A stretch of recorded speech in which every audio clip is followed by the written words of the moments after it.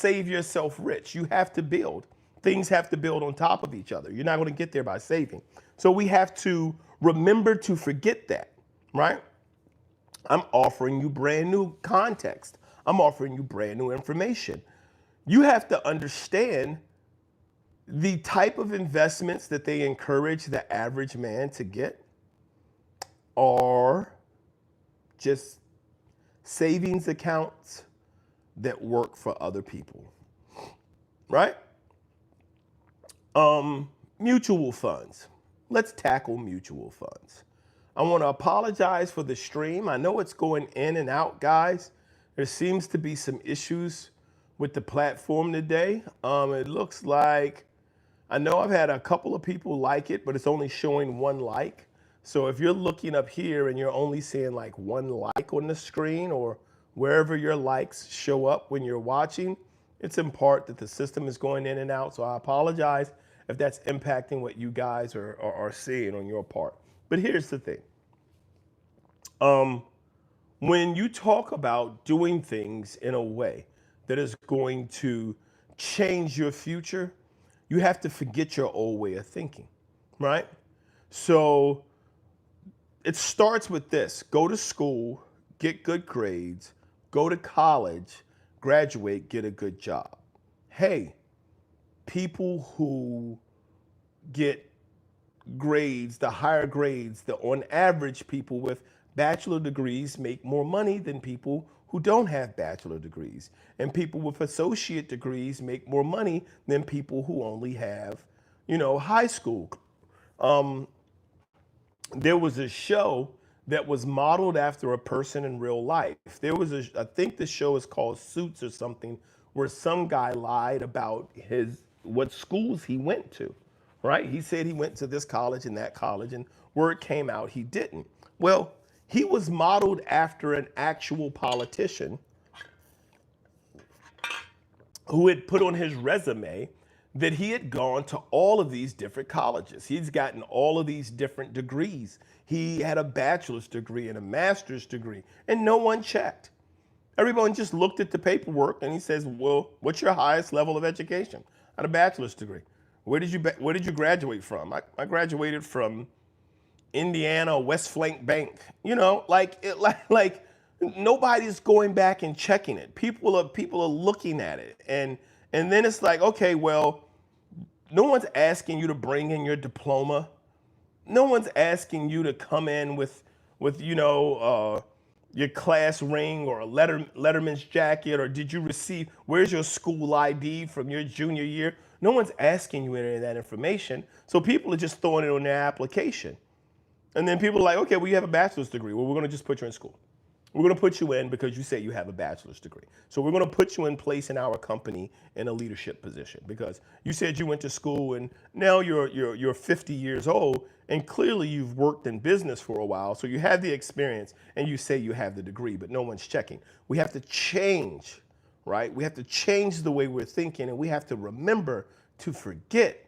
We have to remember to forget all of those things that weren't correct in what we had been taught before, right? So this path to wealth and this path to, for example, I had someone ask me, how do I achieve the American dream? I'm 19, how do I achieve the American dream? Well, the American dream has changed. What's the American dream? We have to understand when the American dream was established, things were clearly different in the world, right? We have to go away from the belief that, so here's the thing, the types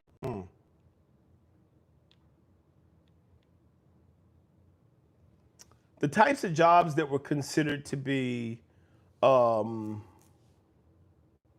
entry-level jobs back in the day, right? The type of jobs that was just, hey, I'm a regular Joe, right? Police officers, waiters, waitresses, line order cook. What's going on, Top Gun?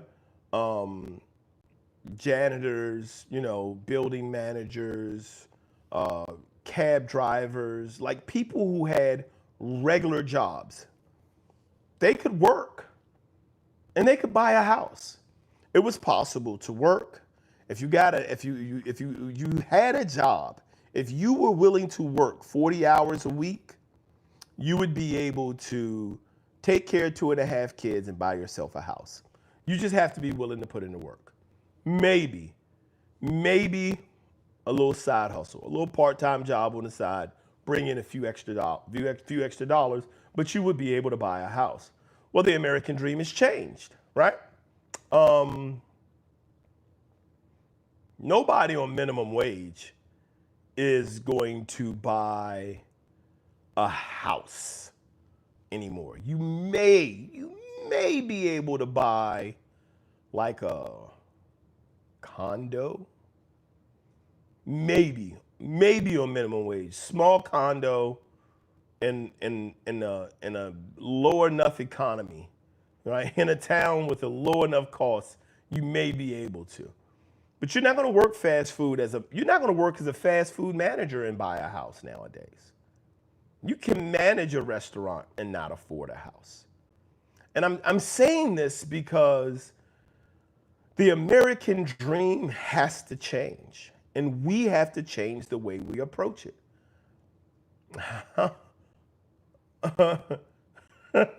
That's a silly question. I don't know. I got to think about it. Check back in the next time. I'll make that a short. You subscribe, I'll make a short, and I'll let you know how many raccoons I can fight at once. And do I need to win is the question. Do I need to win the fight with the raccoons, or do I just need to survive the fight? Now, if we want to change the way that we are working, right? We want to change the way that we're doing things, and we truly want to think like the rich. The rich have thought like this for years, and they have changed the laws in order to make it possible for them to be better at what they're doing, in order for them to achieve it better. We have to remember to forget everything we've been told, or we'll fall back to it, right?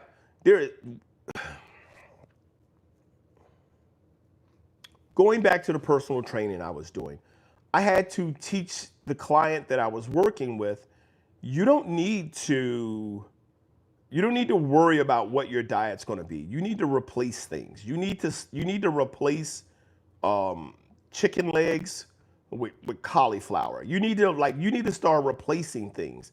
You need to start replacing your fried chicken with baked, boneless, skinless. You need to make a difference in how you're preparing your food and change things. Oh, so why do I need to do this? Because your body, when you start working out, your body doesn't know how to ask for something healthy. Your body knows it's missing something. If your body needs fats, you're going to have a craving for something that you've eaten on a regular basis that provides your body with fats. If your body is missing protein, you're going to have a craving for something that you've eaten on a regular basis that your body can identify this brings in protein. So if you've been eating pizza and hamburgers and your body says, hey, you need carbs and protein, you're going to have cravings for those pizzas and hamburgers. If you significantly reduce fat, and the only way that you've been getting fat in your life has been through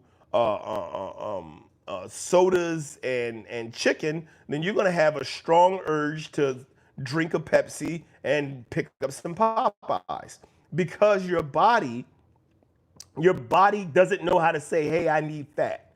I need some healthy fat. It's just like, hey, we're running low on fuel. Go get fuel, right? So we have to remember to forget. We have to remember to forget everything. So we have to retrain our body. We have to reprogram our body so it no longer has the craving for the fat that it normally gets. We have to introduce another fat source, a healthier fat source on a regular basis, until our body remembers to forget that fat comes from fried chicken and it comes from baked salmon. That's how we have to remember to forget. That's how we have to train our body to remember to forget. And it's the same thing when we start talking about working with our money and what we're doing with it. And so when I told my oldest son that you're gonna get your first job, 75% of your money needs to go directly into investments. deposited into your account, 75% goes directly into investments. What am I gonna do? Like, what if I need to, like, what have you needed? Like, what have you done until this point? Like, where have you gone until this point? What do you need to spend money on at 16? What if I want to go? What have you done at this point when you wanted to go with your friends and go watch a movie? You stuck your hand out. Here's the thing. If you can still stick your hand out to get money for it, right? And this is why people are funny and they knock so many people. If you can still stick your hand out and get money for stuff, even when you start working, the smart thing to do is to keep sticking your hand out and invest your money so that you grow it. This is what businesses do. Businesses do not tap into their own money until they have to. This is what rich people do. Rich people do not tap into their own money until they have to. Let me check these quotes real quick. Looks like we got a, Vanitas, what did you say? Yes, you need to win. I was once drunk and a raccoon attacked me. It was a very tough fight. Listen, okay. All right, VY, that's what I'm gonna call you. Look, I don't know if the tough fight was because you were drunk or because it was a big raccoon, but we'll figure, I need to win. I'll figure that one out. I'll post it as a short. Ryan, my man, what's up, brother? How you doing? Too High, welcome in, Too High. How religion affects Indian what? All right, you took that down too high. I'm not sure what you were trying to say. Something about religion affects Indians. But what I'm saying here, guys, is the same way you have to train your body to remember to forget where it got fats from and reprogram it with a new source of fats. The same way you have to program your body to do that, we have to program our minds to remember to forget how we made money in the past or what we did with our money in the past, right? Because we have been taught to be consumers. We've been taught that the best thing in the world for us is credit, right? Do super rich people, do the wealthy use credit?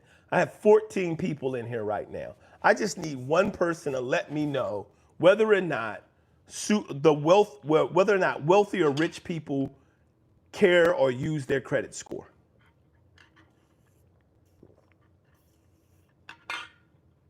Just want to get a sense of what we thinking here in the chat. Do wealthy people use credit? Do rich people use credit?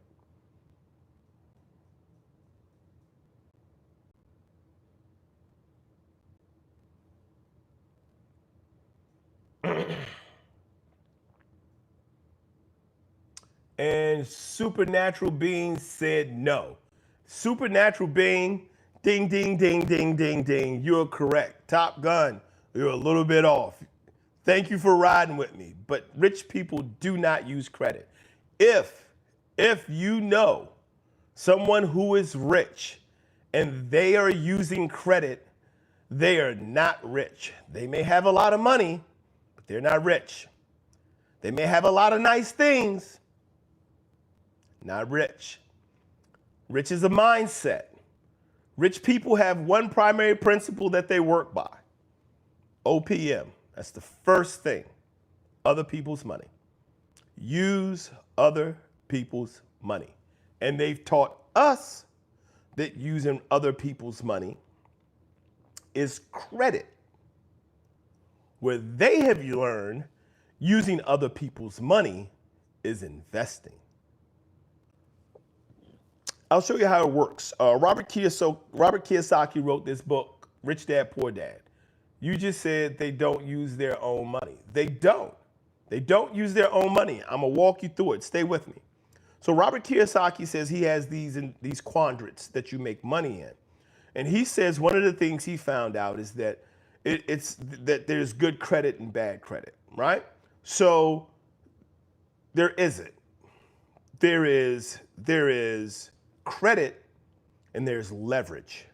Leverage comes from investing. The first thing that we're able to leverage, watch this now, the first thing we're able to leverage is our ability to perform physical labor. Right. But that's not how rich people get other people's money. Rich people don't get other people's money by borrowing it. Rich people get other people's money by them giving it to them. For example, Top Gun, quick question. What bank do you use?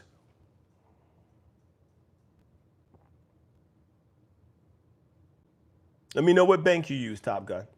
Let me know a couple of questions. What bank do you use? Do you use direct deposit? And do you have a savings account?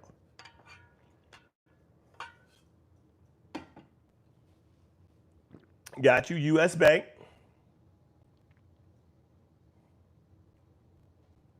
And do you use direct deposit and do you have a savings account?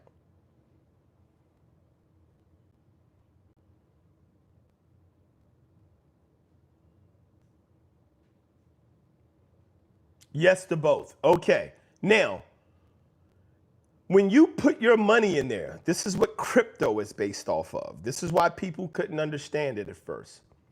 When you put your money in there, they don't just put it in a box and sit it.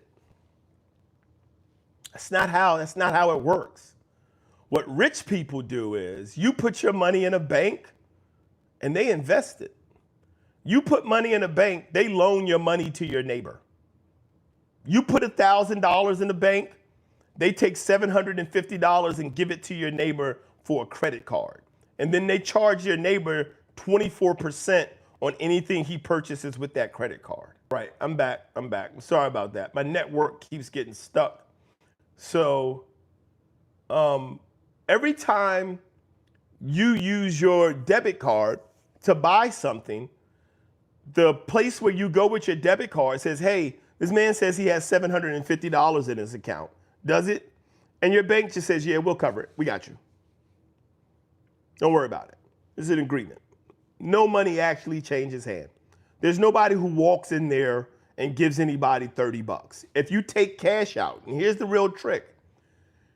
If you take cash out of your bank account, the cash in your hand is worth less over time than the cash in your bank account. Because at least in your bank account now, everybody's giving you 2% interest. Here's the thing. The rich people have done nothing. They've exchanged nothing. You are just depositing your check. You're putting some into a savings account for emergencies. They're giving you a small bit of interest, 3 to 4% in a really good savings account so that it grows incrementally. And they're using that money to write loans to other people at 24%. So when you deposit $1,000, they're investing $750 of it. So that when you finish using your $750, wherever you go to use it, they're waiting for your $750 to come back to them and interest on it. And if they don't get paid back for the credit card, they're going to go in and write it off as a loss, and they're going to take it away from wherever else they may have made money, and then they're going to sell that debt to someone else. Right? So they're rich. They're only using your money. They're not using their money to do anything. If they want to open another business, and this is what private banks do. I recently found this out. Private banks, if they want to start or they want to raise more capital to get more stock, they basically put a freeze on anyone who's holding stock in a company, and they just go out and they ask for donations. So how can you help? Good morning, A2R. So there's a lot of ways I can help. But right now, we just have to establish the understanding, the difference, right? Because the title of today's talk, the title of today's video or the live is remember to forget everything. We have to remember to forget credit's horrible. There's nothing good about credit. Robert Kiyosaki and Rich Dad Poor Dad said there's good credit and there's bad credit. There's not. Credit's horrible. I'm not a big fan of Dave Ramsey, but Dave Ramsey said pay for everything in cash.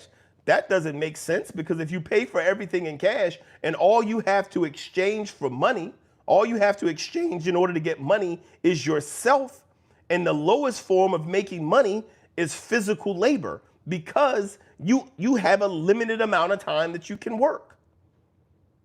But you are using up the resources constantly, right? We're constantly using up the time or the money that's being made from the limited time we can work. Good morning. So, how do we teach ourselves? How do we remember to forget being taught, oh, save money, go to school, get a good job, save money, invest in other people's future, and then die broke? You just want to make it to the finish line. That's what credit's for. That's what saving is for. Rich people don't save. What's going on? Good morning, Rich. How are you doing?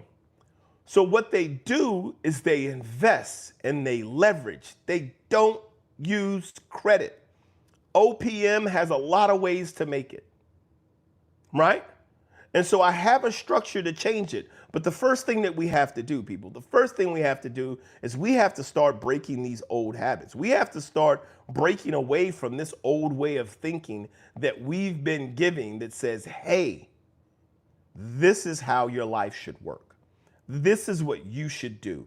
Here's how you're going to be happy. And the way you're going to be happy and the way your life is going to work is you need to start making sure that you continue to give us your money, because we know what to do with it better than you do. You don't have access to what we have access to. And this used to be true. Times are changing.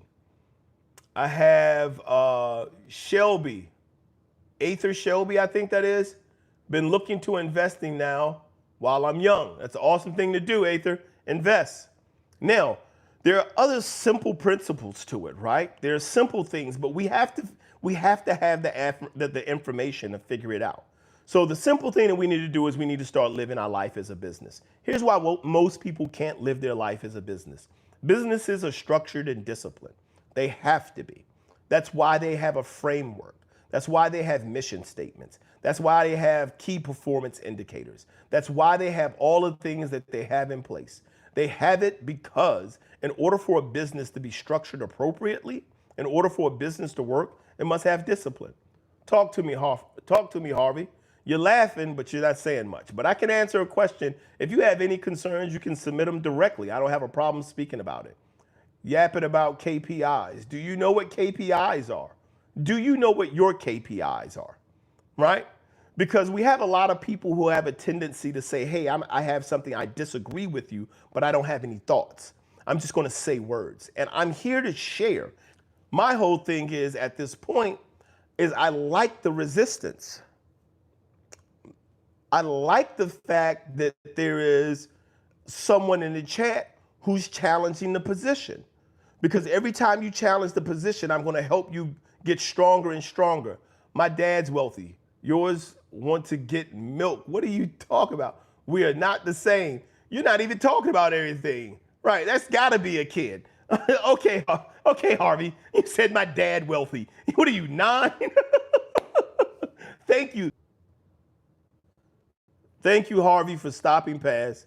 I appreciate you stopping in. It was funny. It was funny having you here for a moment, Harvey. I wish you weren't a juvenile.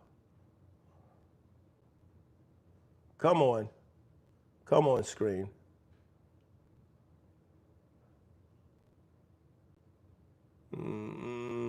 Can you see me, guys? Let's turn my camera off and then turn it back on. All right, so you guys can see me, but I can't see myself. So let's take a look. You guys should be able to see me in a moment. Now, here's the thing.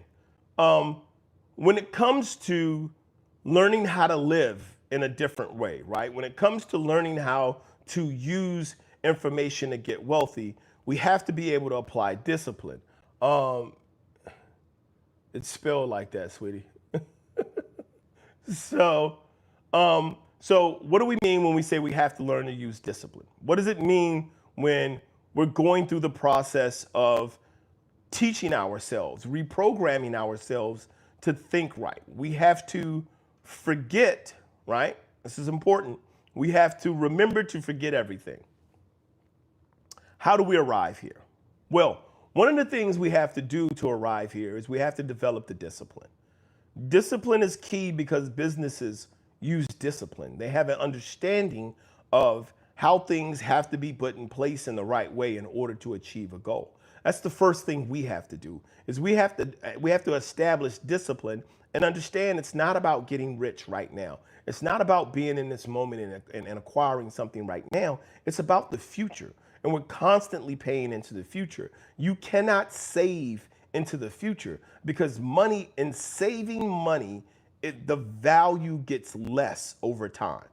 If you had $100 3 years ago and you say, I'm going to hold this $100 because I want to buy something 3 years from now when I turn whatever age it would be 3 years later, that $100 doesn't have the same value. That $100 doesn't carry the same value anymore. So there's no reason in having it, right? And so, so one of the things that's going to be super important is understanding that when we start to move towards discipline and structure, we figure out that the things we do today are for tomorrow. And when we're truly investing, true investment does not deplete once you start to use it. If there's anything that you are investing in and it starts to go down in value once you start using it, then it is not an investment, right? Which is why I say a house in your name is not an investment. A house in your LLC's name is an investment. Because a house in your name, as soon as you borrow against it, your credit score goes down, you pick up more debt. However, your business can leverage that house, get more money, do more investments. Those increased investments will pay off the borrowed money. It is leveraging, it's not borrowing. And we have to learn this language so that we're not still speaking an old language. We must remember to forget everything. And we have to accept it. We need to understand the new terminology because failure to do so results in us simply going back to what we feel safe with. Right? Harvey forget to take his meds. Harvey is up well past his bedtime. I think in England right now, it's like, what is it, like 9, 10 o'clock at night? Harvey is hanging out. It's Saturday night. He probably got kicked from his Fortnite chat. So look, yes, leveraging is borrowing, right? Leverage versus borrowing. Leverage is not borrowing because when you borrow, you are asking for someone to give you something that you will return to them later, right? Based off of you not having anything, right? That's what borrowing is. Borrow is, hey, you got $100, cool. Let me get that $100. I'm gonna return this $100 to you later, and I don't have anything to give you right now.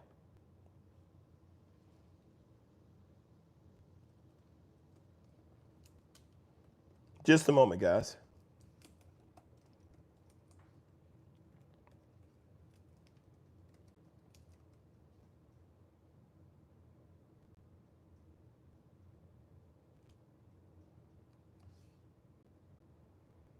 All right, so what do we have? Leverage. How you leverage with nothing to leverage. The first thing you leverage is yourself. Here's the thing, and this is why it's important, right? I'm asking a serious question.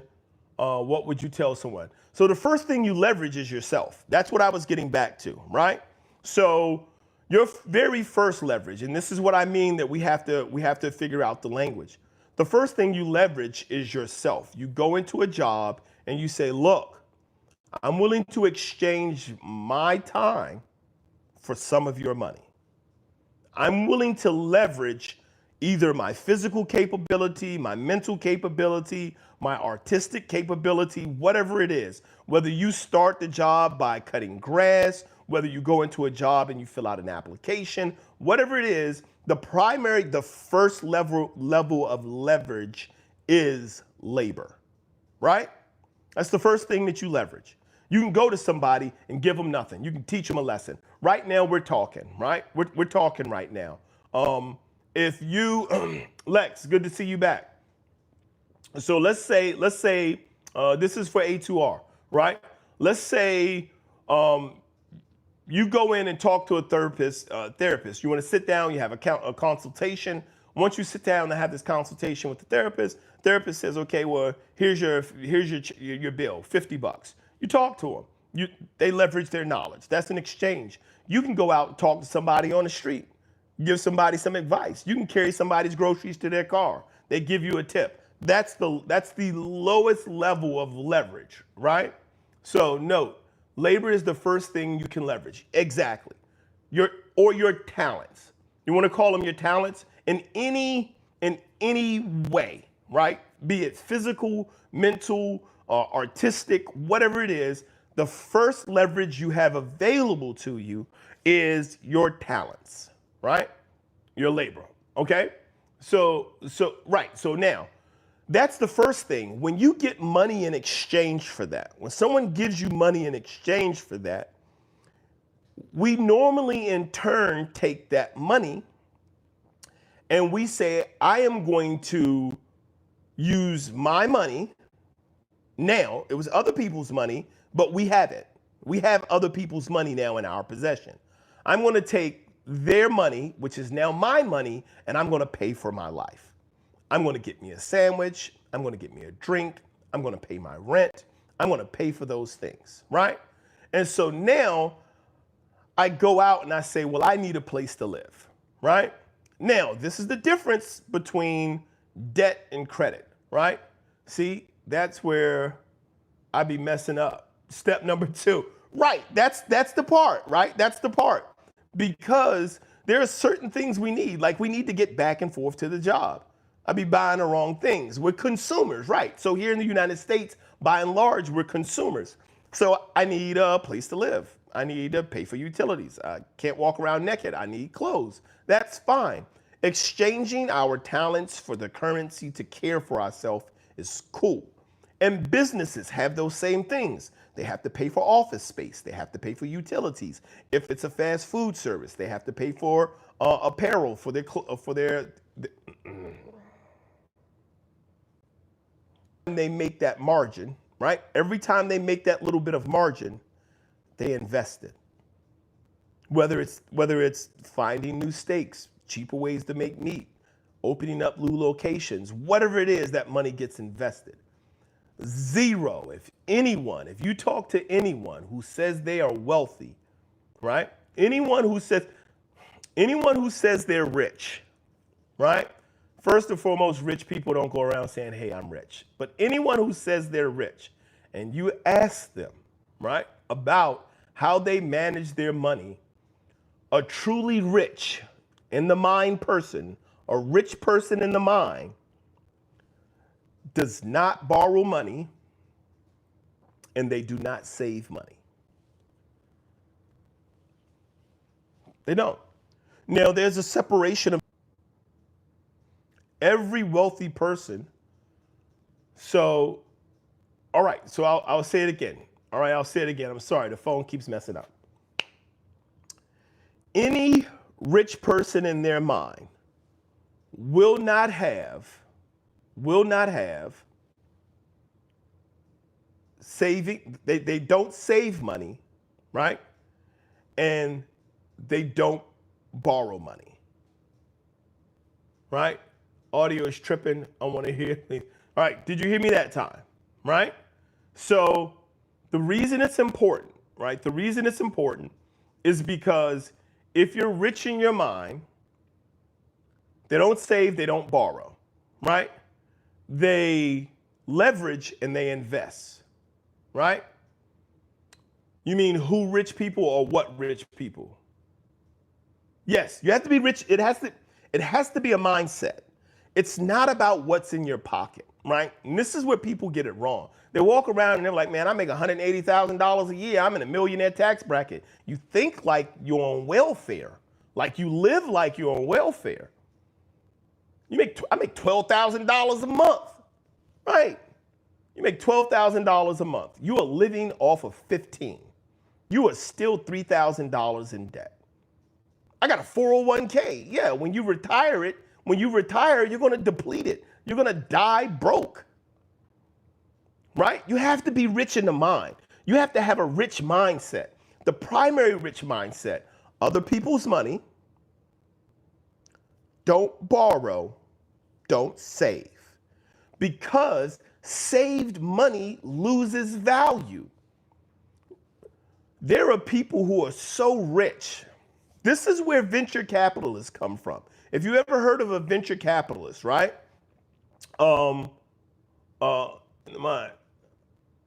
It's serious though. So stay with me for a second.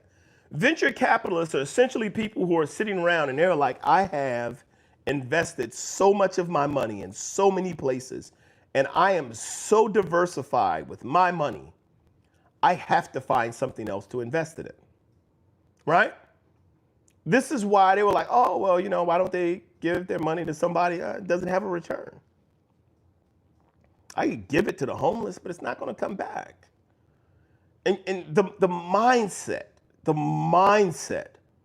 has to have value, because when your money starts to make money, and this is when you're really living off of other people's money, when you invest your money to a point where your money makes money, and when you live off the money your money makes, and it keeps growing, your money keeps making money, you've hit the sweet spot. That's where we're trying to get to. We can't keep going in. It's 24 hours in a day, right? In the course of a week, somebody help me out. 24 hours in a day. A week has how many hours, guys? Is it 400 and some change? Thank you, A2R. So 24 in a day. So 2 days is 48. 4 days is 96. And so 96 and 96 is going to be 16, 9, 18, 19, 140 some hours, 150 some hours in a week. I don't know. I don't have a calculator, guys. My brain isn't running these numbers off. So if we're running somewhere around 140 some hours a week, 160 some hours a week, I think is what it is.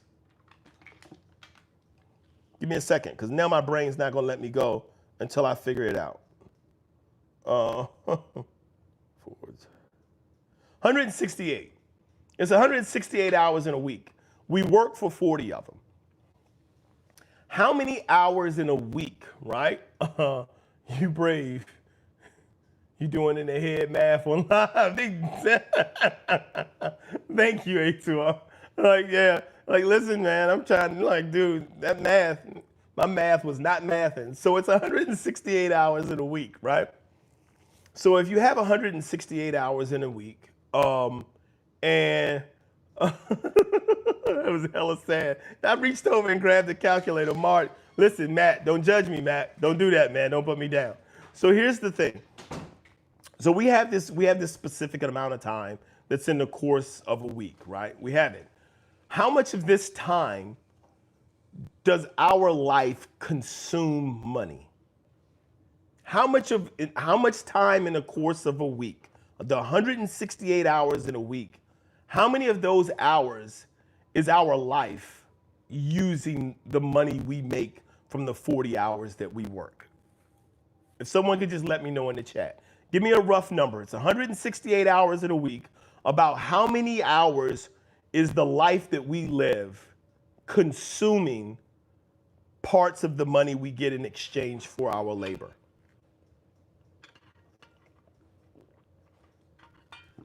As a percentage. Anybody? All right. So A2R, let's ask YouTube, because they get a whole lot. What's going on, Fable? What's going on? Yes, YouTube gets a lot of our time. 100% of our time. Every second of our life, money is bleeding out of our pocket. If you have a subscription that you pay for monthly, you have to stop thinking, oh, well, I only pay for that on the day when I pay for it. I only pay for it on the 14th when they take it out of my account. No, if you have a $30 subscription that you pay for monthly, it's taking $1 a day. You might not see it all. You might not see that dollar leave every day, but the fact that you paid for it in advance every day that you're using it, that's $1 of value. Here's the thing. If you make $30 an hour on your job, which is about average for people who are working actual jobs, like somewhere between $30 to $45, right? That's where we are in the United States. Between $60,000 and $85,000, $60,000 and $90,000 is where we are labor-wise in the United States, right? So if our life is consuming money 100% of the time and we make $30 an hour, if you make $30 an hour, I'm not even accounting for taxes yet. We'll do that later. But if you make $30 an hour, you have to work 1 hour to pay for that subscription, right? Now, let's say you got another subscription for the gym. That's 10 more bucks at least. You have a subscription for your food that you get delivered. You have a subscription for your music platform. You have a subscription for, what else do we have subscription for? Let me know what's out there, guys. You have all of these subscriptions, but because you have all of these subscriptions, and you're using all of these services and these platforms, your money is constantly bleeding out of your pocket. We haven't gotten to utilities yet. We haven't gotten to that yet. We have to understand, man, it's being bled off of us. There are two brothers who I believe studied marketing that opened the gyms Planet Fitness. They did a study, and it wasn't about fitness. The study was, how much money can a person lose out of their pocket and not notice? How much money can you lose every month and then not even notice? And the number was $10, $9.99. You could drop $10. Somebody could come, take $10 out of your bank account. You wouldn't notice. It's just $10. If there wasn't a running total on your bank account, somebody take $10, you wouldn't even notice. Here's why this is important. This is teaching us. This is a system that's designed to say, how much money can you give me and never use the resources that I provide for you, right? That's the thought process. So you sign up for the gym. The gym gives you a workout schedule and an expectation for you to come in and use the equipment. And then when they actually hit a community where the people are committed to the fitness, have you ever seen any of the videos of the people in Planet Fitness lined up behind people on treadmills? There are people on treadmills with people behind them running in place, waiting to be able to get onto the treadmill, because this Planet Fitness did such a great job of selling memberships in this area where it's cold or it's rainy or it's snowy, that the people are like, I have to get to the gym in order to be fit. And they literally cannot service their customers. They do not have enough space to service their customers because the framework is not designed for them to service them. We have 10,000 clients who we recommend they get in here 3 times a week for 90 minutes. That's the recommended workout, or 3 times a week for an hour. There are not enough hours in a week to allow for 10,000 people to work their way through your gym with the equipment that you have and be able to achieve their fitness goals. I don't care. $10. And then you can go Black Label if you give me another $10 and we'll give you a towel and a handbag. And you can go to another club that is also packed and you can't access the equipment. It's just further away. This is what I'm talking about, how money works. Your life bleeds away money every second of your life, but you only make money when you leverage your talents. Right? So we're only making money when we leverage our talents. And then we're being told to invest our money, and everything that we invest in is just a highfalutin freaking savings account. A 401k is a savings account to make it to death. Leave it alone. Don't touch it. When you retire, you start using it. But when you start using it, that value is going to start to come down. You're going to use it at a higher rate than it's growing. You just want to make it to dead.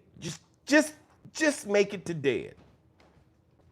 And if you're using it too fast, then they start asking you questions like, why ain't you dead yet?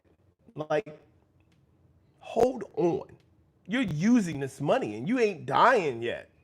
Let's figure out some other ways for you to invest. Let's figure out some other things for you to do, right? The Bears, what's the best advice you received? The best advice that I ever received was, I had a manager at a store that I used to work at that told me, don't be afraid to be wrong, but don't be proud of it either. And that's some of the best advice that I ever got.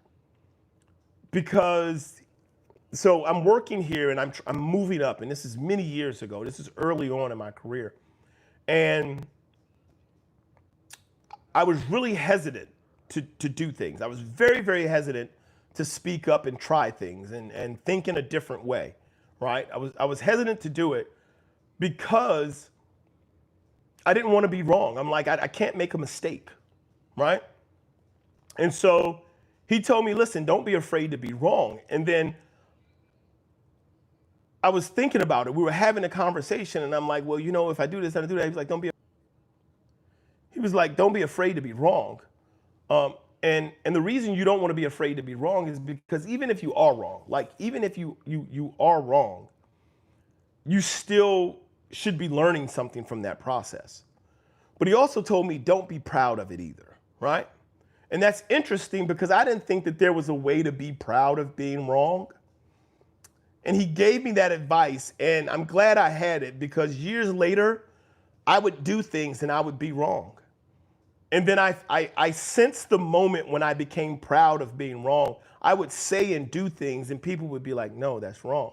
And they would come back and they would correct me and I'd be like, oh. I was talking to somebody, I was working for a large retail company that sold appliances for kitchens. And we were talking about the difference between stainless steel and porcelain or quartz or something, and they were like, oh, well, stainless steel is more porous, so even though it looks like it's easier to clean, it holds on to bacteria and stuff longer than and I'm like, no. I interrupted in the middle. Hold on just a second.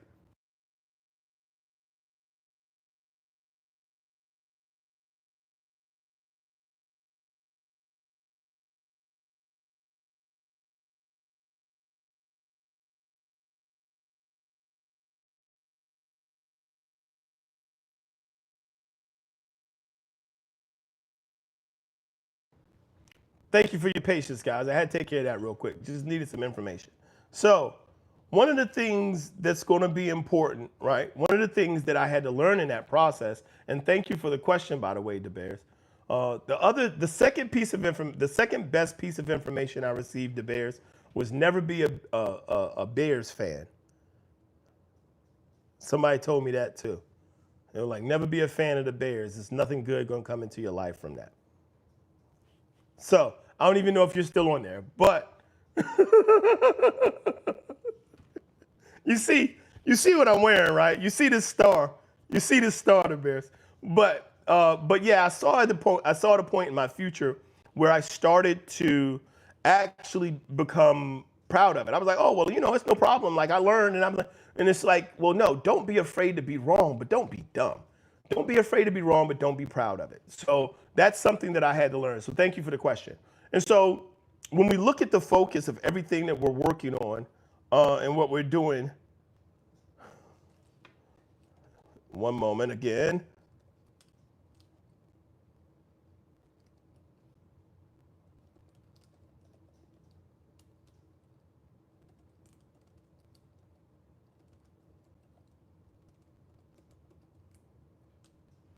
So one of the things that we have to do when I say to you, remember to forget everything. When we say remember to forget everything, when you learn something the correct way, you have to forget the wrong way to do it, right? I'm gonna give you an example. How many of us have ever been working with someone, and then every time we say to them, oh, this is how you do it, right? This happens a lot. I used to be a tutor when I was younger as well. And I would work with students and I would say, okay, here's how the problem's done, right? In order to do this, here are the steps.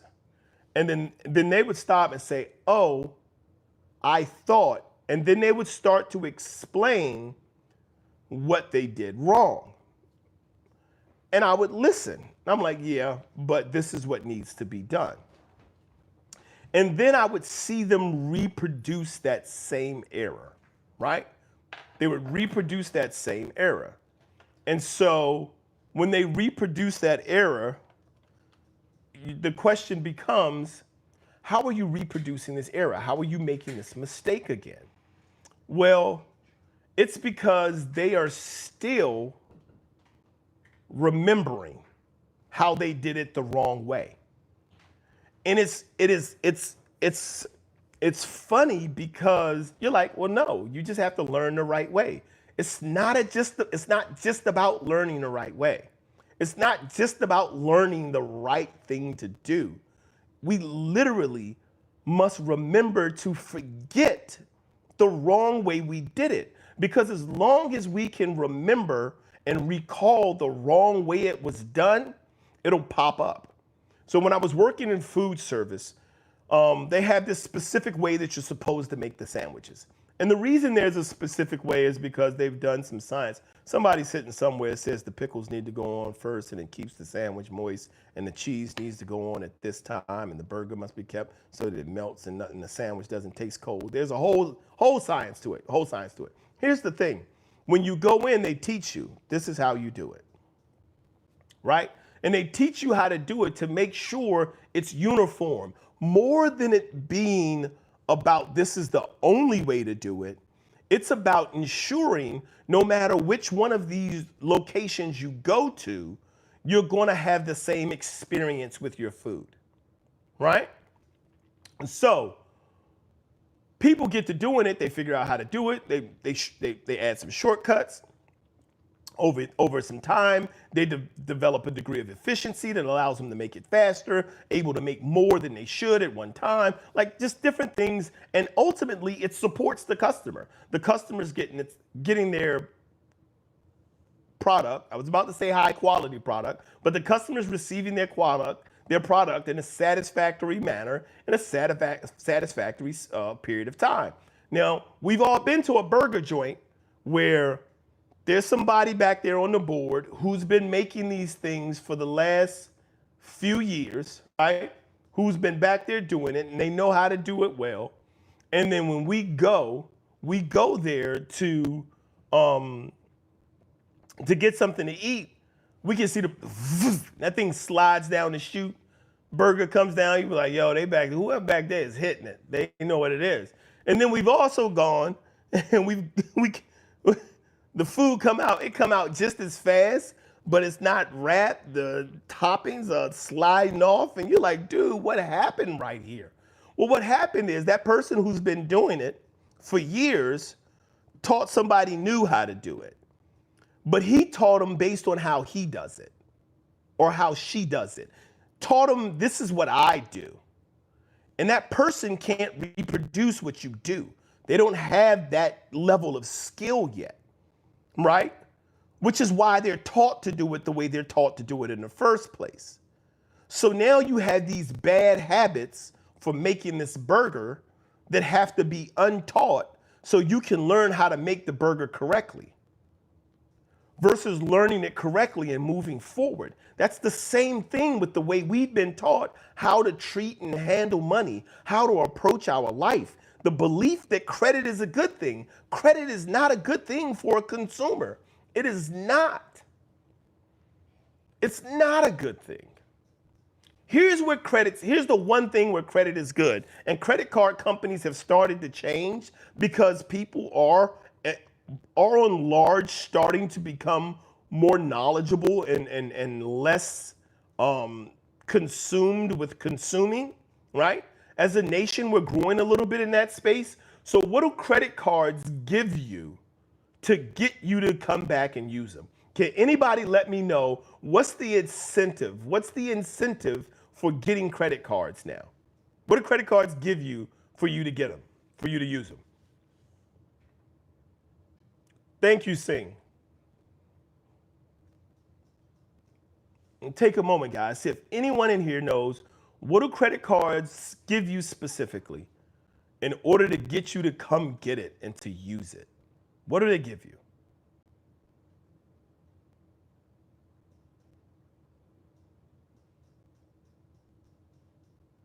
Come on, guys. I know you know what it is.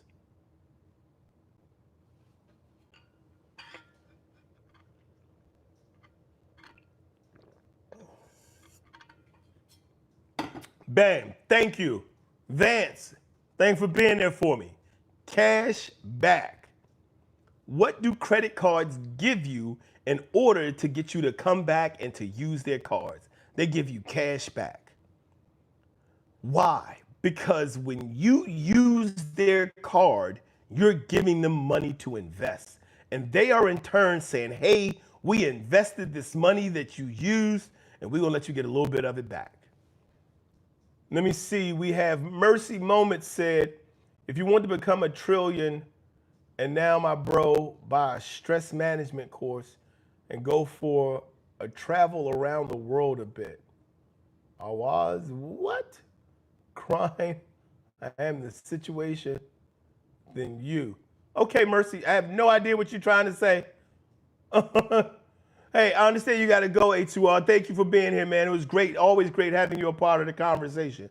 I'm not sure what you're saying, Mercy, but enjoy your trip. Here's the thing. Credit cards give you cash back. And the reason they give you cash back is because they want you to use the card. Is there a benefit to it? Once we come to understand that there is no benefit to the credit, credit is just like, it's just debt for me. The credit card company like, okay, we're going to give you, it started with 1% cash back, and then 2% cash back, and then 3% cash back. Some of them give you initial 5 to 7% cash back. So they have all of these cash back options that they give you. And it's just a way for you to be able to use their card, and then the money that they make, because it's an insane amount of stuff that goes on in the background, the money that they make, they're like, we're going to give you a percentage of that money back. Simply by you holding the credit card, they're making money. You qualify for $15,000. Like people are like, oh, well, they don't want me to qualify. Yes, they do. They do, because they understand that there are numbers on how much of it you're going to use. So if you're using 80% of it, if you're carrying this debt for years, they know that if they issue a certain amount of billions of dollars, that they're going to get this money back from you in one way or another. So they want you to have a credit card. Extending credit to you is a phenomenal thing for them, right? So they get you these credit cards that give you cash back. If you want to use your credit score for anything, because I don't believe in using your credit. This is why I say, like, your credit score is just a poo-poo way. It's made up. Some dude that used to work for the government came up with it. He created one of these places, and somebody else created the other one, TransUnion and Experian, whatever. They sit back and they're like, we have an algorithm or we have this program that can tell us about whether or not somebody's worthy of credit. And then we create a score based on that. Okay, so, so if you want to use your credit score for anything, get a credit card that gives you cash back and use it and pay it off immediately. Don't let it sit for the day. It takes a day for it to populate. As soon as it populates, pay it off. As long as you don't let it sit for a day, there's no interest applied to it. That's the best way to use a credit card. You want to use your credit score for something, get cash back for stuff you're going to get anyway. Get 5% cash back, 4% cash back. Places now, you don't even have a credit card. They'll give you cash back just by going there and getting the things you're going to get anyway. Right? That's what we have to start to learn about using other people's money and stop consuming and start investing. Vance said, gotta go, sir. See you in the morning when you're doing your walk early. All right, 4 a.m. That's going to be Monday. Remember, on Sunday's my time with my faith and my family, guys. So I will not be on for the walk and talk in the morning on Sundays. I occasionally do an afternoon live, however. The A2R. I also wanted to tell you thank you. I took your advice with the trolls, and I've been trying not to be so aggressive. More bees with honey. Indeed, Anthony's too real. I was a pet. Hey, that's you, Anthony. Girl, thank you. Thank you for stopping in. It was a pleasure having you here. I appreciate it. You take care. And you handle your business. I'm telling you, don't forget to get your squish ball. Right? And then Kendra, hi, just scrolling, vibes. Thank you, Kendra. I appreciate you being here. Thanks for stopping in. And so this is how we start to build our money, right? This is how we start to see that the work that we're doing that's going towards our future and investing requires for us to forget. We have to remember, forget everything. Because if we don't, it'll come back up. It'll bring itself back into our circle. And we'll find ourselves, especially in tough times. This is when it happens the most, which is why it's so important to forget. Especially in tough times, we will fall back on what we've relied on. In this transition, and so this is a process. I've only been on YouTube for about 7 months. I've only considered living my life as a business for about 15 years. And I've only committed to doing it most definitely for about the last 4 months. Because it's frightening. It is scary. Because the thought of invest your money and let it grow, and we're going to see where it works out in the future. It's not an immediate return. You don't get it back next week. It's not something that shows up in your pocket 2 years from now. You have to be disciplined. You have to stay on it. You have to monitor your spending. You have to monitor your consumption. You have to monitor your own development and your personal behaviors. You have to be aware and be accountable to yourself. When I tell you that what you do when you make this change, and I tell you, you have to remember to forget everything, is because in the crunch, when things get a little tight and you have $20 to cover this tight, but it's supposed to be invested into your future, whew. Because if it's 20, it can be 200. If it's 200, it could be 2,000. In the same way you slowly invest to build, you slowly tick away to destroy. The same way compounding interest works by adding, there's a compounding decline that works via subtraction. It happens over time. Good morning, Kevin. Good to see you, brother. It happens over time and we don't see it happening. But when we start to grow, we start to invest our money and we start to watch our money make money.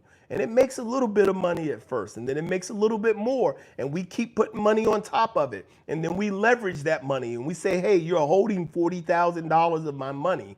How much money can I get from you to invest also? And they say, okay, well, we'll match your 40,000 with another 40,000. All right, what's the interest rate? Okay, so if I invest 25% of this, if I invest 10,000 of this 40,000, my dividends returns will more than cover whatever my interest is, and it'll continue to grow. So when I hit 50,000, I'm still investing 25%. I hit 100,000, I'm investing 50%. So you continue to grow. You see that compounding growth. The reason I'm saying this and I'm sharing this is because it's really, really easy to get into a situation where the intended response or the response that happens is what we've always done, because it's scary, because it's tough. And I wasn't as disciplined as I was supposed to be this month. I went out a little bit more than I was supposed to. I ate a little bit more than I was supposed to. I partied a little bit more than I had allocated funds to do so. I gotta take some of this investment back. No, you don't. Next week's party gotta suffer. Oh, that thing that you were supposed to be going to with your friends, here's what you can do. You keep paying into your future and see it grow, or you can start eating away at it. That's what you're doing. You are eating away at it. So you're living your future now. And I always say, you can't look back at the past to fix it. You don't look back at the past to fix it. You look back at the past not to lament, but to learn.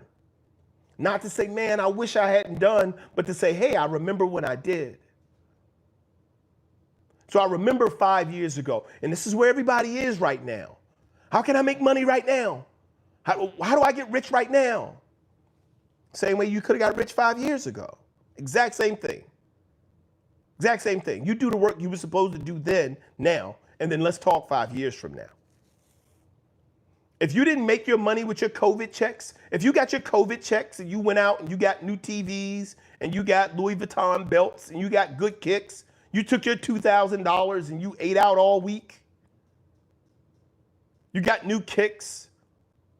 You got new rims. You got your windows tinted on your car. If you took your little COVID money and you went out and you did that, and you're done. What do I do now? I guess you go out and start spitting on people, hoping you can start another COVID pandemic. The same way there were opportunities then, there are opportunities now. And the best time to start investing is today. The best time to take action is today. We can't look back and change what has happened, but we can learn from it. I implore you, you must remember to forget everything that you've been taught that got you to where you are now. You must forget it. You must learn the right way. You have to replace your programming. Your programming is broke, and it starts with discipline. Just discipline yourself to do something, to do anything. My first discipline is I'm getting up at 4 o'clock in the morning. I used to get up when it was time for me to go to work.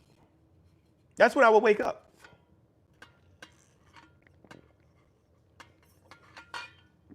If you get up, if you wake up when it's time for you to get ready to go to work, if that's when you wake up, you're not even living your life for you.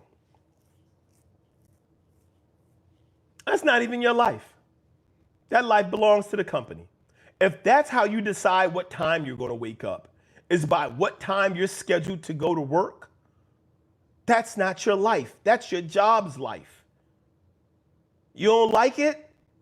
That's on you, but it's a fact. Think about it.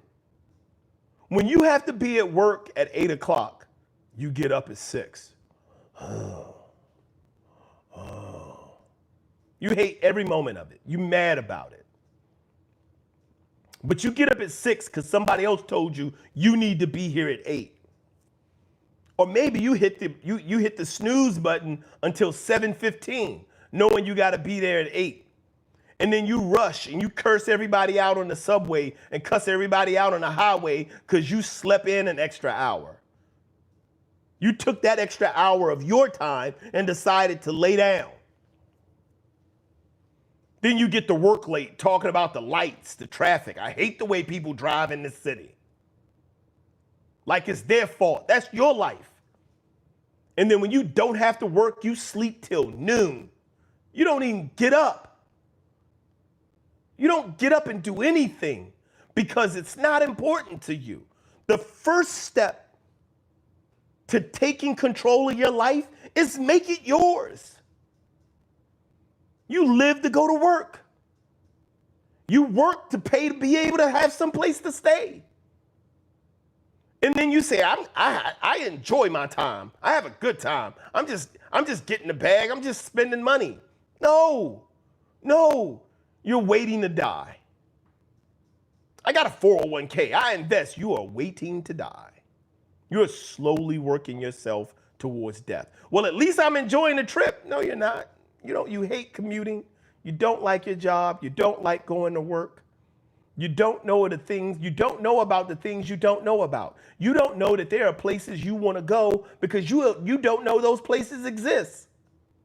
You don't know the things that you would love to do exist in places where people are doing it, and you could be there, but you're sitting here doing what you've been taught you should be doing.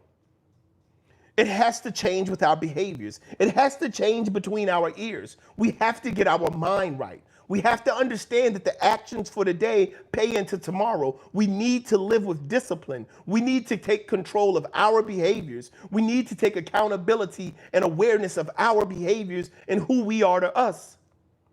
And so when I start talking to you and I say the first thing that you leverage, is your labor or your talents. That doesn't cost you anything. It costs you time, however. And if the only way you make money is when you go to work, that's a poor man's mindset.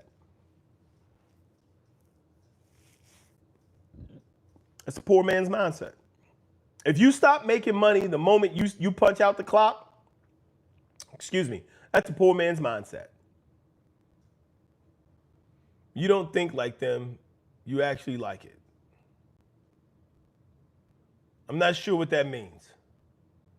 XR4. I'm not sure what that means. You don't think like them, you actually like it. What I'm saying to you is this, guys. We have to remember to forget everything. When we learn the right thing, we have to remember to forget everything, because if we don't, in tough times, and there will be tough times, this process requires commitment. I don't use the word sacrifice a whole lot, but an area where you need to make a sacrifice is when you need to set aside some things that are really important to you for things that are going to be really important to you. And this is how you build a legacy. Listen to me. The key to this game is not to leave the game with nothing. The key to this game is to leave the game with your pieces still on the board, still playing for your family, for your legacy, for your loved ones, for your friends, for your community. Leave something. And if you leave it in your name, the state's going to take it. The government's going to take it. You're going to be looking back like, man, I thought I was leaving something. You thought you were. I'm telling you, the concept of live like a business is something that I have gathered and come to understand in this current climate in the United States. It's something that can be done at all income levels. And when done correctly, we break free of the mental trap of just being poor, of a poor mindset, a consumer mindset. And don't think that I'm telling you that you have to want what I want. You don't. Wealth is dependent on the individual. Wealth is not about money. Wealth is about doing what you want, when you want to, where you want to, with the people you want to do it with. That's what wealth is. You have to have a rich mindset to start to enrich your life. I have Kevin. Good morning, big brother. Good to see you again. Abu, social game when starting business, aka networking. Abu, please talk about networking. What would you like to know about networking? Abu, you're networking right now. Networking is about the same way investing is about using other people's money. Networking is about accumulating the force of other people's talents. Bottom line. Networking simple. You're looking for people. Here you go. I use this as a simple way to do it because we've all either seen a movie that had to deal with drug dealing or we've experienced people in life who've had to deal with drug dealing. The simple thing about networking is drug users find other drug users to help them get drugs. Drug dealers find other drug dealers to help them get drugs. That's networking. Rich people find other rich people to help them get more rich. That's how it works. That's my baby girl y'all just heard in the background. Ricky, hell yeah, player. I love to hear it. I tell my wife the same. I stopped working out and started learning the wheel and cover calls and sales, puts with 20 Delta, making 50 to 1800 a week. Oh, baby, you're back. There you are.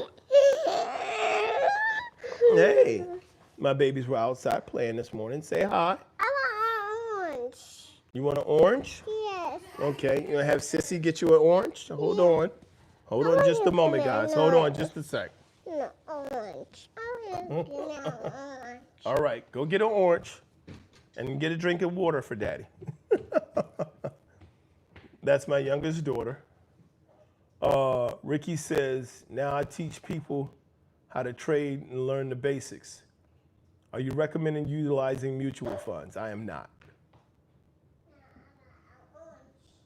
Not for free anymore. Not for free. It's for a fee, indeed. I do not recommend mutual funds when you can create your own. What does a mutual fund do? Can anybody tell me what a mutual fund does? You take a drink. Daddy will peel the orange. Can anybody explain to me what a mutual fund does? Right now we have about 29 people in the chat. Guys, I appreciate you being here. If you haven't had an opportunity yet to drop a thumbs up, if you could drop a thumbs up, I'd really appreciate it. If you've seen and learned anything, heard anything that you like, I'd appreciate it. But I am not recommending investing in mutual funds. Can anybody in the chat, Ricky, can you tell me what mutual funds are? What mutual funds do?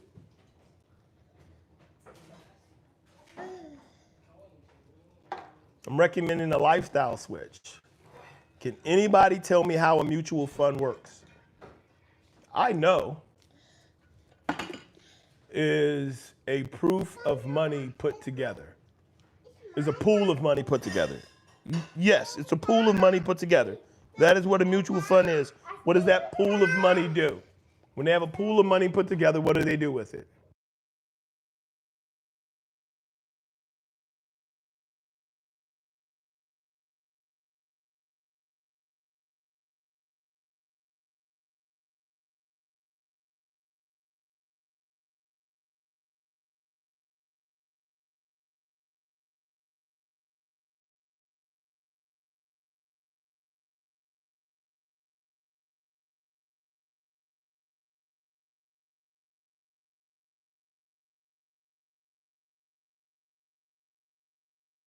you help me out, your baby sister? They want popsicles and this orange, please. I'm just about finished up with my work here. Thank you. Sissy's got your orange. And everybody can get a popsicle. Get one for Molly as well. All right, so. Here. So, and they invest their money. Right. Okay, Ricky, so that's what happens, right? Ricky, quick question. If you're still there, I just want to make sure you're still there. Is it possible for me to do that? Is it possible, Ricky, for me to take my money and get other people's money and pool it together to purchase stocks, bonds, ETFs? Is it possible for me to do that?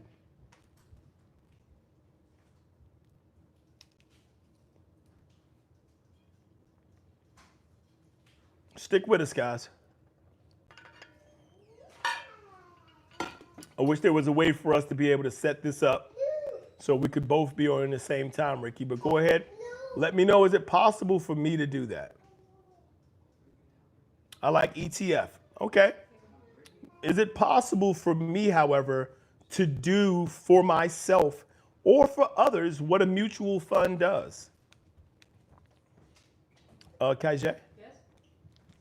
Could you make sure she's comfortable and has something to watch, please, with you and your other sisters?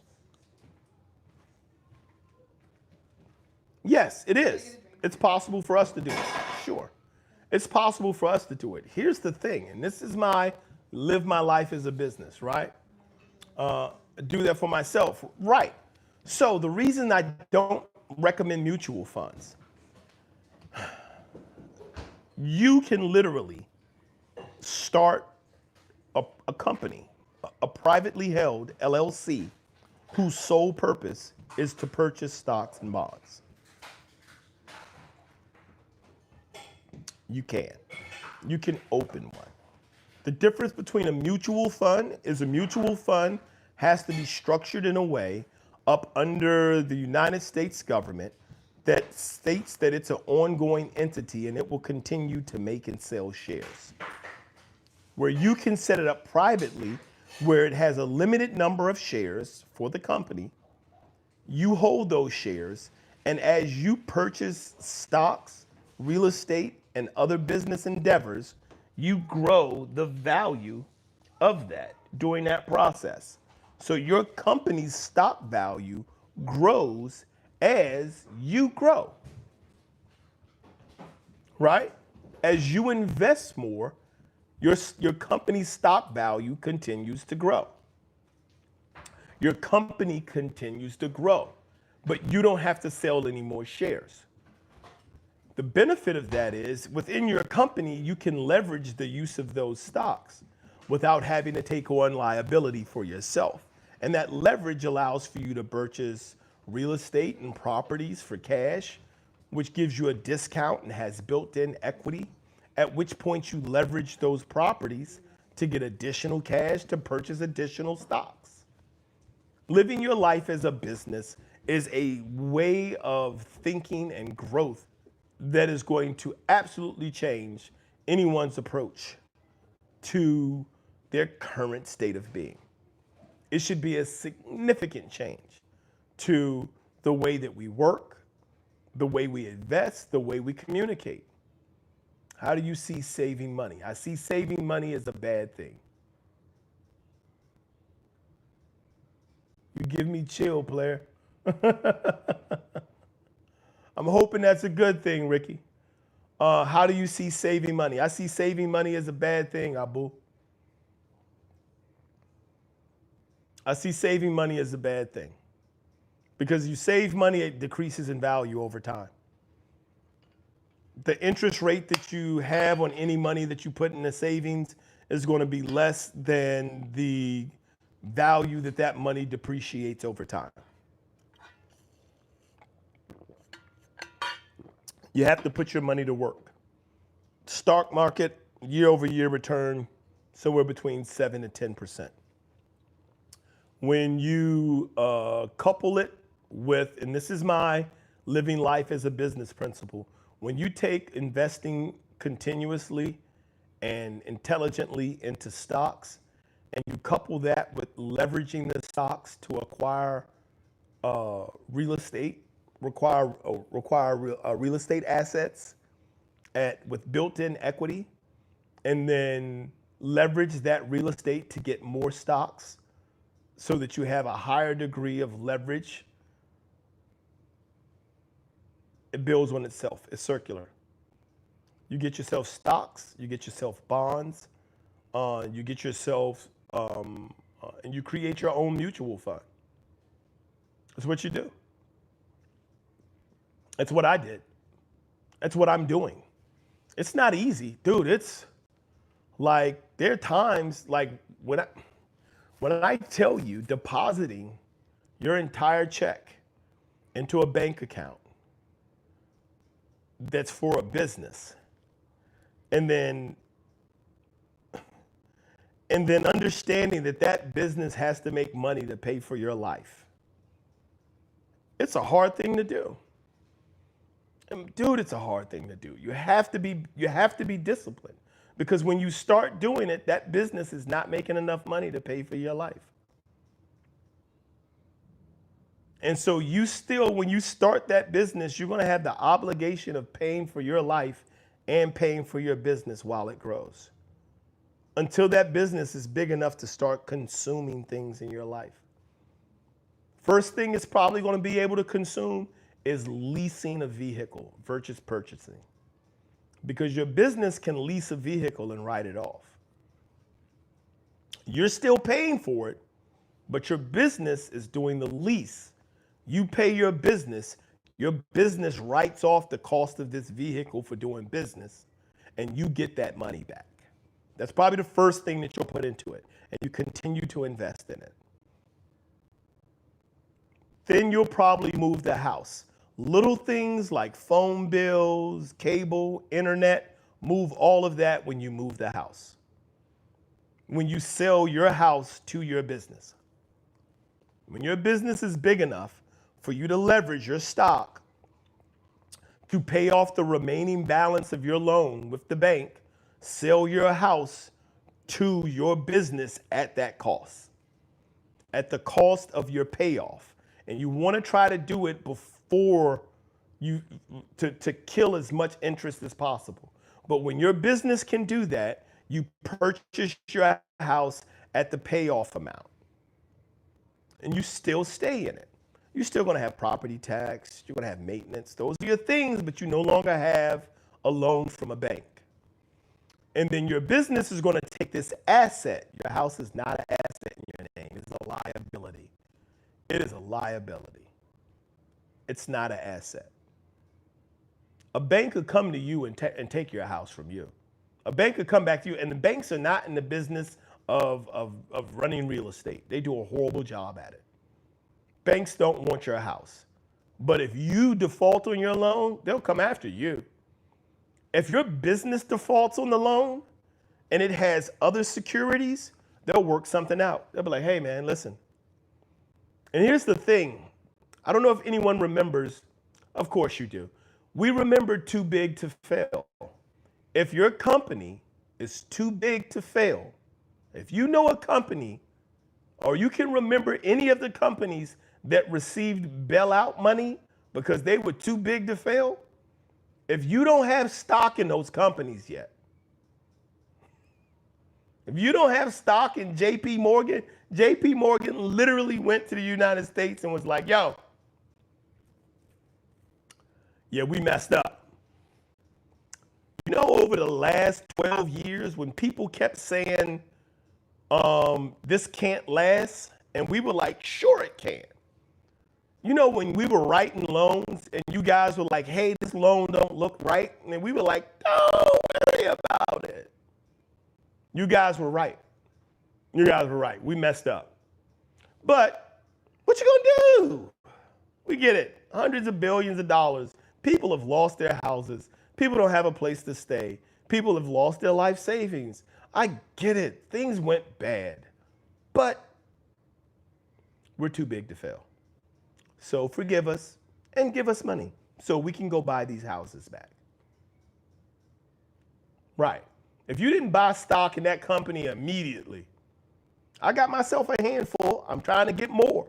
But if a company is too big to fail, this is what the United States was trying to prevent with preventing monopolies. But there are monopolies out there. Invest in them. They exist. Let's stop acting like they don't exist. Of course they exist. You ain't gonna make them go away by getting mad at them. But you're gonna get mad and say, I'm gonna make them leave. No, they're not going away. They're not. And as soon as you build something that's big enough that they believe it's a challenge for them, they're gonna buy that out too. Ricky said, I'm trying to do that now with the will strategy, selling my shares to cover calls and collecting premium every week. I just want to know roughly how much money in assets for stock and ETF and bond. And NVIDIA, Google, SoFi, and PT, okay, top picks. So here's what you do, Ricky.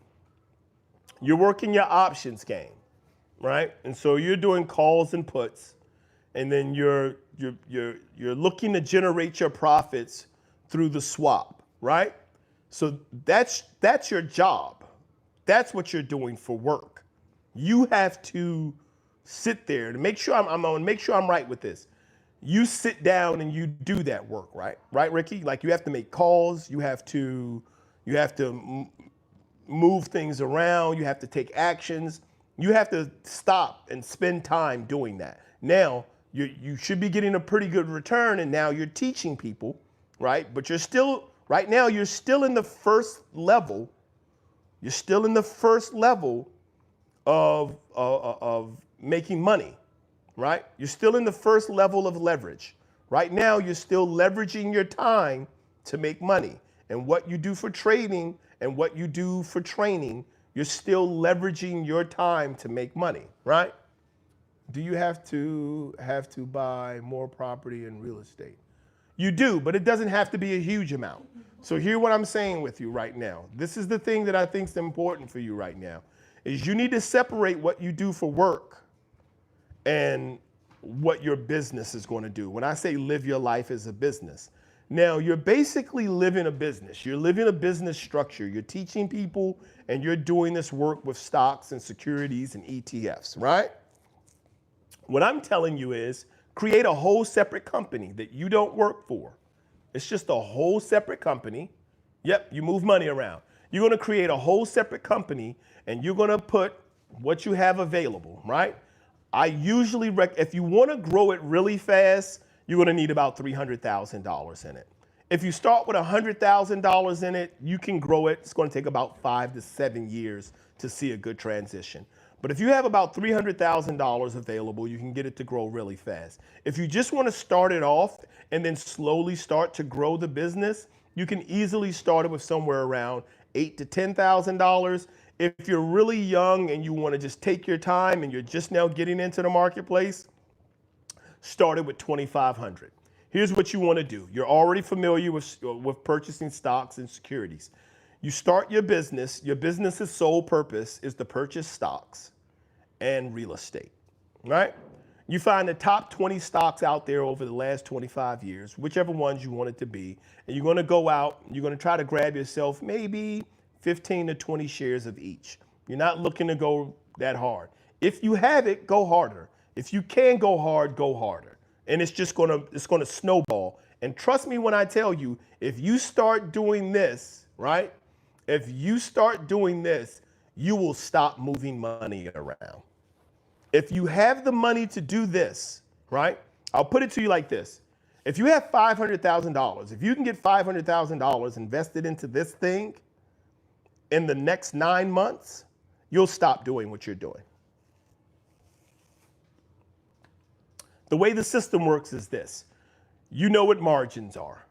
You invest $500,000, you take half of that $500,000, which is another $250,000, and you buy yourself stocks in the top 20, right? You get as many shares. You want to try to get equal shares, but as many shares as you can get of those top 20 stocks. They're going to start to return dividends. You have $750,000 that are invested. Once you do that, you then use the next level of leverage is to acquire real estate. Whether you leverage your stock to purchase your own property or you leverage the stock to purchase other properties, you want to pay for them in cash, right? I work late at night at a union company working 12s, and I trade in the daytime. This is my part-time job, right? So what you want to do, so you're working full-time and part-time, right? And it's starting to stack. How much do you have? Bottom line, right now, today, if I say, hey, I want you to start living your life as a business, right? You have 100K. All right, you have 100K. Here's what you want to do. You want to start your business, start it with $75,000. You want to take $75,000. You want to set up your LLC, and in the setup of your LLC, you want to take that $75,000 and you want to use somewhere around 65 to 68,000 to purchase your securities, right? And then when you set it up, I can help you choose the appropriate broker that will give you good margins. So you can use margins to increase the amount of stocks that you hold, which will allow for your dividends when they pay to grow faster. And then as your dividends pay, they pay off any cost of using the margins. Ultimately, you want to get to a point where you you leverage your margins. Leveraging is simply saying the brokerage is holding a certain amount of your stock. So versus you selling that stock off and then having to balance your books at the end of the year for the transaction fees and everything that goes with selling off the stock, you're going to leverage that stock. So let's say you have $100,000 invested, right? You can leverage $70,000. You take $70,000, you go buy yourself a piece of real estate.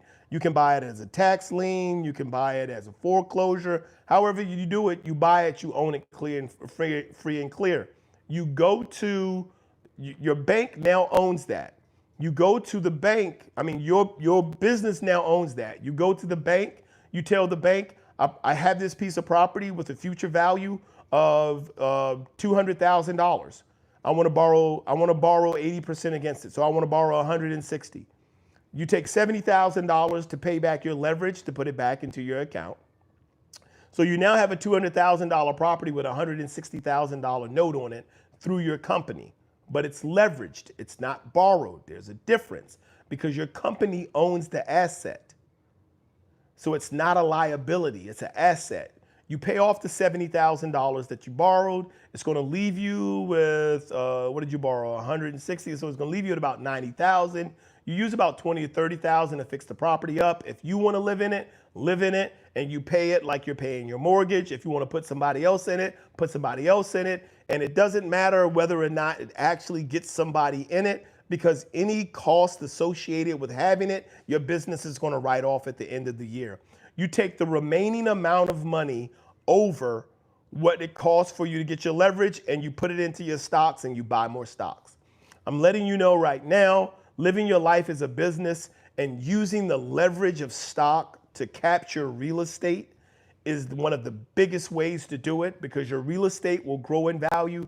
If you put a tenant in it, it's going to be even better. I learned this from all of your big REITs.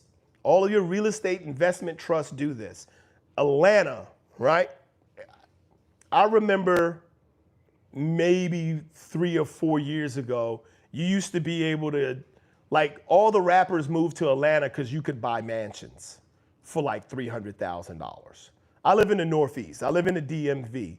Like, dude, you can barely find a condo for $300,000. I'm talking like a 2-bedroom condo in a decent area is knocking $300,000.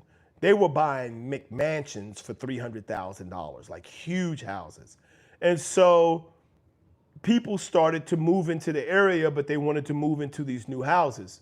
And so all of your REITs went in and they just bought up all of the real estate. They bought it up. So why does Atlanta have such a big issue with squatters? Is because the REITs bought the property, but they didn't care about renting them. They're real estate investment trusts, right? they are not property managers. So they own literally hundreds of thousands of properties with nobody in them.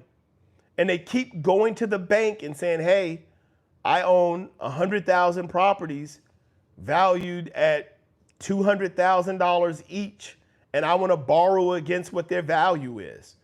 And the bank is like, we don't have enough time to go out and look at 100,000 properties. Okay, here's some money. And they just gobble it up, and then they start gobbling up commercial real estate. That's what REITs are. It's a real estate investment trust. They buy up properties with the mindset of, oh, when we get tenants, you're going to make money back. But they don't care if they get tenants or not, because if the property does not get a tenant in it, they write it off at the end of the year, and it helps balance their books. I have 200,000 properties. 50,000 of them are commercial real estate. They're making money. 150,000 of them are single homes that people are not living in. I can't sell them, and I can't get them rented out. I'm losing money on those. So all the money that I make on my commercial real estate, I just use it to break even. So give me a tax break and don't take any of my profit. That's how they work. It's a whole bunch of stuff, but I'm telling you, you can do it yourself. And if you have $100,000 to work with, that's where we start. Okay, boss, I got you. I'm really ready to learn, boss. I can hear you preach all day and all night. Of course, Ricky, want to buy a vacation rental in Mexico and use it as a vacation rental. Then that's what you do, but you have to do it under your company. You're not going to do it under your name. And so what you do, Ricky, go ahead. You're going to see on my page, when you visit the page, you're going to see where it says display email. If you click there, you're going to see my email. You can send me a contact directly to my email. Excuse me, and then we'll get in contact, and I hope you start to build this process to see the future that you're looking for. It's not a problem. I'm telling you, living your life as a business, the sooner you get started and the more you get started with, the quicker you can see it build, the quicker you can move your assets over, the more you're going to get done. Okay, guys, I've been in here now going on 2 hours. Thank you so much for everyone who stopped in. If you haven't had an opportunity to do so yet, guys, if you would like to drop a thumbs up, I really appreciate it. It doesn't cost you anything. It's just a great way of being able to say that you were here, we spoke, we shared, and you enjoyed your time.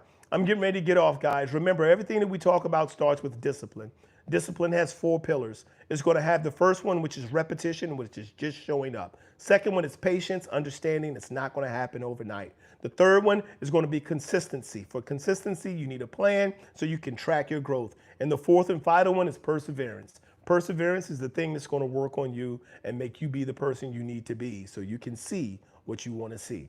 So finally, guys, in leaving and checking off here today, thank you again so much for being here. The major thing that I would like to share with you right now, I would like for you to be able to take with you, is that if you keep showing up and you keep blowing up, you keep growing up. You guys take care. Until next time, God bless.